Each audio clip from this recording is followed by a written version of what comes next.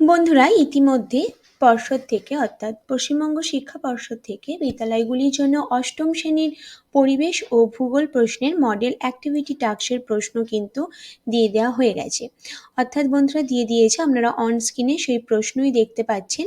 তো আজকে আমি আপনাদের সাথে এই প্রশ্ন নিয়ে আলোচনা করব, তো অবশ্যই আপনারা সাথে থাকবেন। নমস্কার বন্ধুরা, আপনারা দেখছেন আপনাদের প্রিয় YouTube channel the way of education. আপনাদের সকলকে দ্য ওয়ে অফ এডুকেশন চ্যানেলে স্বাগতম। তো বন্ধুরা, আজ আমি অষ্টম শ্রেণীর জিওগ্রাফি প্রশ্নের মডেল অ্যাক্টিভিটি টাস্কের প্রশ্ন উত্তর পর্ব নিয়ে আলোচনা করব। এটা অবশ্যই 2022 সালে ফেব্রুয়ারি মাসের প্রশ্ন এবং এটি হচ্ছে বন্ধুরা পার্ট 2। তো বন্ধুরা, ভিডিওটি আপনাদের জন্য, সকল অষ্টম শ্রেণীর বন্ধুবান্ধবীদের জন্য ভিডিওটি ভীষণই গুরুত্বপূর্ণ, কারণ প্রশ্নগুলো আমি সমস্ত উত্তর সমেত সুন্দরভাবে আলোচনা করব। তো অবশ্যই বন্ধুরা, আপনাদের উত্তরগুলো ভীষণ ভীষণ কাজে লাগবে এবং আপনাদের খুবই উপকারে আসবে।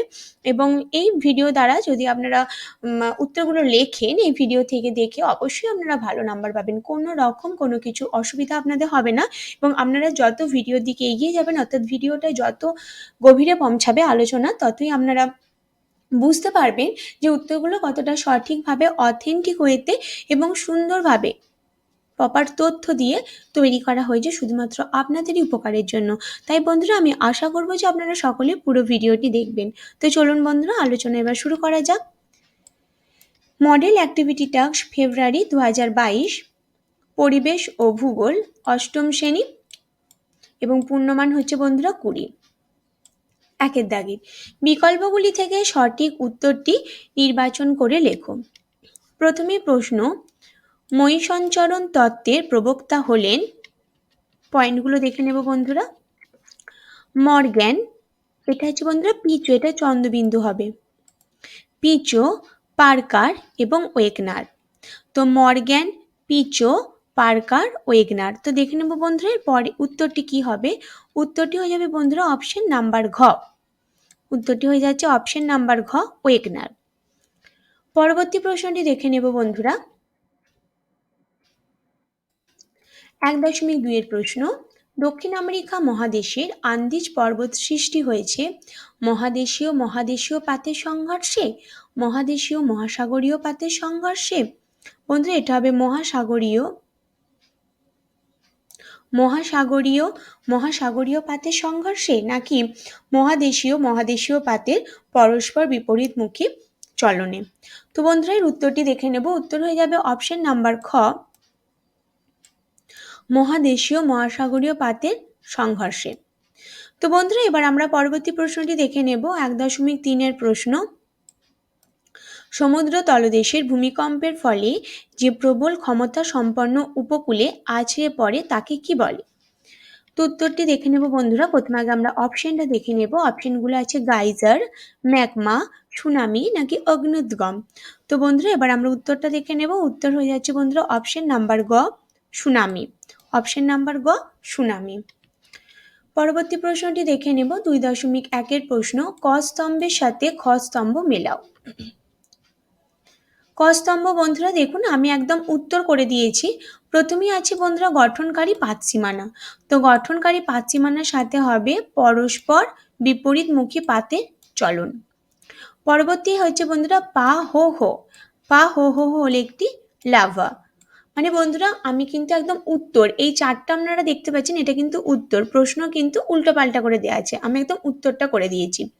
তারপরে বন্ধুরা আছে মাউন্ট পোপা, এটা হবে মৃত আগ্নেয়গিরি।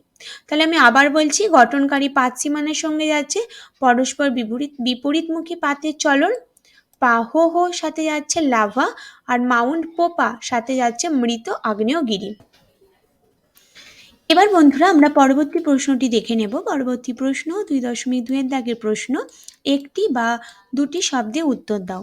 প্রশ্নটা দেখে নেব। প্রশ্নটা হচ্ছে বন্ধুরা, কোন পাতসীমানায় ভূত্বকের ধ্বংস বা সৃষ্টি হয় না। উত্তরটা দেখে নেব বন্ধুরা। নিরপেক্ষ পাতসীমানায় ভূত্বকের ধ্বংস বা সৃষ্টি হয় না। পরবর্তী প্রশ্ন, কোন ভূমিকম্প তরঙ্গ পদার্থের তিনটে অবস্থার মধ্যে দিয়েই প্রবাহিত হয়। উত্তরটি দেখে নেব বন্ধুরা। প্রাথমিক তরঙ্গ বা পি তরঙ্গ পদার্থের তিনটে অবস্থার মধ্যে দিয়েই প্রবাহিত হয়। পরবর্তী প্রশ্ন দেখে নেব বন্ধুরা। 3 দাগের প্রশ্ন, নিচের প্রশ্নগুলি সংক্ষিপ্ত উত্তর দাও। প্রথম প্রশ্ন কি বলছে, অভিসারী সীমানাকে বিনাশকারী পাতসীমানা বলা হয় কেন? উত্তরটি দেখে নিচ্ছি বন্ধুরা। অভিসারী পাতসীমানাকে বিনাশকারী পাতসীমানা বলা হয় কারণ 1 নম্বর, অভিসারী পাতসীমানা বরাবর দুটো পাত পরস্পরের দিকে অগ্রসর হয় এবং সংঘর্ষ ঘটে দুটো পাতের মধ্যে অপেক্ষাকৃত ভারী পাত হালকা পাতের নিচে প্রবেশ করে।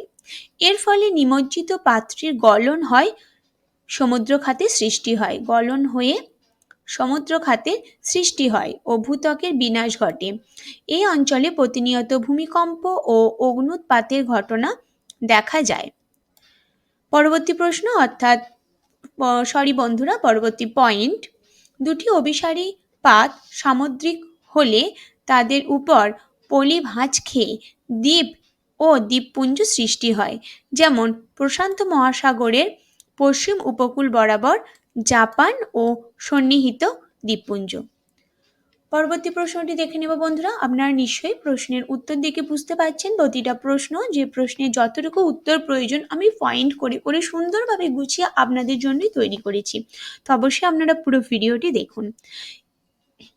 বলে দিচ্ছি বন্ধুরা, পরবর্তী প্রশ্ন হচ্ছে, ভূমিকম্পের কেন্দ্র ও উপকেন্দ্রের মধ্যে পার্থক্য নিরূপণ করো। ভূমিকম্পের কেন্দ্র, ভূমিকম্পের উপকেন্দ্র। ভূপৃষ্ঠ থেকে নিচে কিছুটা গভীরে যে স্থান থেকে ভূকম্পন তরঙ্গ উৎপন্ন হয় তাকে ভূমিকম্পের কেন্দ্র বলে। আর কেন্দ্রের ঠিক সোজাসুজি উপরে ভূপৃষ্ঠে যে বিন্দুতে ভূমিকম্প তরঙ্গ প্রথম পৌঁছায় তাকে উপকেন্দ্র বলে। ভূমিকম্পের কেন্দ্র সাধারণত ভূ অভ্যন্তরে 16 কিমির মধ্যে এবং কোনো কোনো ক্ষেত্রে 700 কিমি গভীরে গুরুমণ্ডলে অবস্থান করে। উপকেন্দ্র, উপকেন্দ্র কেন্দ্রের সোজাসুজি লিথোস্ফিয়ারের উপরিভাগে অবস্থান করে। পরবর্তী প্রশ্ন দেখে নেব বন্ধুরা। 4 দাগের প্রশ্ন, নিচের প্রশ্নটির উত্তর দাও। এবার বন্ধুরা প্রশ্নটি দেখে নেব, প্রশান্ত মহাসাগর অগ্নিবলয় ভূমিকম্প প্রবণ কেন? উত্তরটি দেখে নেব বন্ধুরা। দেখুন বন্ধুরা, আমি একটু সাজিয়ে গুছিয়ে করেছি। মেঘলা শব্দের মানে হলো কোমর বন্ধনী। অসংখ্য আগ্নেয়গিরি মেঘলা বা কোমর বন্ধনীর আকারে কোনো বিস্তীর্ণ অঞ্চলে যখন অবস্থান করে তখন তাকে আগ্নেয় মেঘলা বলা হয়।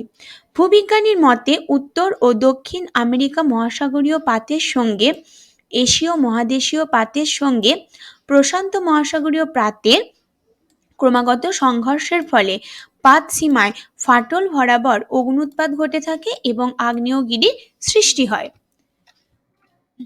পৃথিবীতে যত জীবন্ত ও সক্রিয় আগ্নেয়গিরি রয়েছে তার প্রায় 70% আগ্নেয়গিরি প্রশান্ত মহাসাগর সংলগ্ন দ্বীপগুলোর প্রধানত দুটি অঞ্চলে একটি আংটি বা বলয়ের আকারে অবস্থান করেছে। এই অঞ্চলে পৃথিবীর সবচেয়ে বেশি আগ্নেয়গিরি অবস্থান। প্রশান্ত মহাসাগরকে বলয় বা মেঘলার আকারে পূর্ব পশ্চিমে ঘিরে থাকা এই আগ্নেয় গিরিমণ্ডলকে প্রশান্ত মহাসাগরীয় আগ্নেয় বলয় বলা হয়। এই অঞ্চলটি হলো পৃথিবীর মধ্যে সবচেয়ে ভূমিকম্প প্রবণ অঞ্চল। তো কেন ভূমিকম্প প্রবণ অঞ্চল সেই সবটাই কিন্তু এই সমগ্র প্রশ্নটার উত্তরটার মধ্যে আমি বলে দিয়েছি খুব সুন্দরভাবে। এবার বন্ধুরা আমরা পরবর্তী প্রশ্ন অর্থাৎ 5 দাগের প্রশ্নটি দেখে নেব। নিচের প্রশ্নটির উত্তর দাও। প্রশ্নটা কি বন্ধুরা, কিভাবে দুটি পাতের সংঘর্ষে ভঙ্গিল পর্বতের সৃষ্টি হয় তা চিত্র সহ ব্যাখ্যা করো। উত্তরটি দেখে নেব বন্ধুরা। উত্তর, পাত সঞ্চালন তত্ত্ব অনুসারে ভূত্বকের গতিশীল পাতগুলির মধ্যে যে কোনো দুটি পাত যখন পরস্পরের কাছে চলে আসে তখন ওই দুটি পাতের সংযোগ রেখা বরাবর শিলাচ্যুতি ঘটে ভূমিকম্পের সৃষ্টি হয়। ভূমিকম্পের ফলে ভঙ্গিল পর্বতের সৃষ্টি হতে পারে, যেমন প্রবল ভূ আলোড়নের ফলে ভূপৃষ্ঠে কোনো স্থান বসে গেলে বা উঁচু হলে শিলাস্তরে ছোট ছোট ভাঁজের সৃষ্টি হয়। পরবর্তীকালে যত ভূ আলোড়ন বাড়ে ভাঁজগুলো তত বড় হতে থাকে ও উঁচু হয়ে পরস্পরের কাছে চলে আসে এবং ভঙ্গিল পর্বতের সৃষ্টি হয়। ক্ষয়ে প্রচণ্ড পার্শ্বচাপের ফলেও শিলা, বন্ধু এটা হবে শিলা, তারপর শিলায়াকার ভাঁজ সৃষ্টি হয়। পার্শ্বচাপ বেড়ে যাবার সঙ্গে সঙ্গে এই ভাঁজগুলো ক্রমশ বড় ও উঁচু হয়ে ভঙ্গিল পর্বত সৃষ্টি করতে পারে। এবার বন্ধুরা আমরা চিত্রটা দেখে নেব। তো দেখুন বন্ধুরা, আপনারা এই চিত্রটি আঁকবেন। আমি একটু 3D আকারের চিত্র আপনাদের সামনে উপস্থাপন করেছি, এটার দ্বারা খুব ভালো করে বোঝা যাচ্ছে ভঙ্গিল পর্বত সৃষ্টিটা। তো বন্ধুরা, এত পর্যন্তই আপনাদের প্রশ্ন ছিল। আমি সব প্রশ্নগুলো খুব সুন্দরভাবে এই ভিডিওর মাধ্যমে আলোচনা করলাম শুধুমাত্র আপনাদেরই উপকারের জন্য। তো বন্ধুরা, আমি আশা করব আপনারা ভীষণভাবে ভিডিওটি দ্বারা উপকৃত হয়েছেন এবং আপনারা নিশ্চয়ই সমগ্র ভিডিওটি দেখে বুঝতে পারলেন যে যে প্রশ্নের যতটুকু অ্যান্সার, আমি কিন্তু সেই প্রশ্নের ঠিক ততটা অ্যান্সার দিয়ে আপনাদের জন্য এই ভিডিওটি তৈরি করেছিলাম। তো বন্ধুরা, যদি আপনাদের আমার এই ভিডিওটি ভালো লাগে তাহলে অবশ্যই প্রচুর প্রচুর প্রচুর লাইক করে দেবেন এবং প্রচুর শেয়ারের মাধ্যমে আমার সমস্ত অষ্টম শ্রেণীর বন্ধু বান্ধবীর মধ্যে আমার এই ভিডিওটি ছড়িয়ে দিন, যাতে তারাও আমার এই ভিডিও দ্বারা উপকৃত হয়। আর বন্ধুরা, এখনো পর্যন্ত আপনারা যারা আমার এই চ্যানেলে নতুন আছেন তারা অবশ্যই চ্যানেলটি সাবস্ক্রাইব করে দিন এবং অল নোটিফিকেশন আগে পাওয়ার জন্য পাশে থাকা বেল আইকনটি অবশ্যই ক্লিক করুন। তো বন্ধুরা, এইভাবে আপনারা সমগ্র ভিডিওটি দেখার জন্য, আমার চ্যানেলে ভিজিট করার জন্য আপনাদের সকলকে অসংখ্য ধন্যবাদ। আপনারা সকলে সুস্থ থাকুন, ভালো থাকুন।